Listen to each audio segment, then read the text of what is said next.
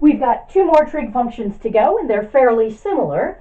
Let's work together through the derivative of secant, and then I'll have you try cosecant on your own. So the derivative of secant, I'm going to just rewrite that. Secant is the reciprocal of cosine. So that's a quotient, so I can use the quotient rule. Okay. So we'll say it's low, that's cosine of x, d high, the derivative of the top, which is just 1, minus high, the top is just 1, d low, the derivative of cosine of x, all over cosine squared x, all over the denominator squared.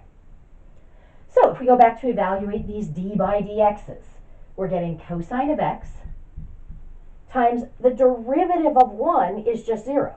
1 is constant. Its graph is a horizontal line. Slope is 0. Minus 1 copy of the derivative of cosine would be negative sine x, all over cosine squared x. So when I simplify the top, 0 copies of cosine, that just goes away, minus a negative sine x, I'm getting sine x over cosine squared x. Now I'm just writing that cosine squared as 2 factors of cosine x. Certainly at this point, we have evaluated the derivative. We have a legitimate formula.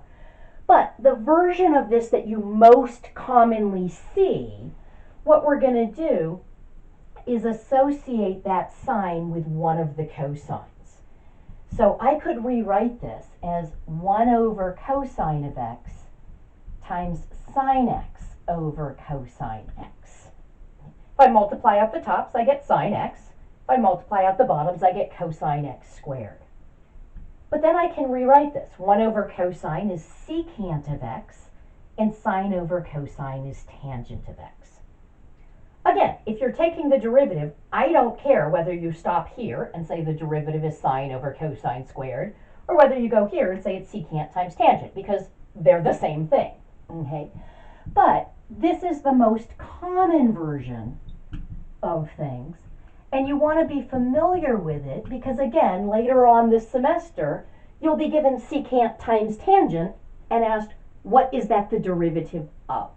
So you want to be familiar with this formula. Again, I think the best way to get familiar with that is to derive it a few times, and then just as you're doing the homework, you'll be using it an awful lot as well. All right, we've got one left to do. We want to get the derivative of cosecant of x. I'm going to have you do that one on your own. Try that before you tune into the next video, and then in the next video,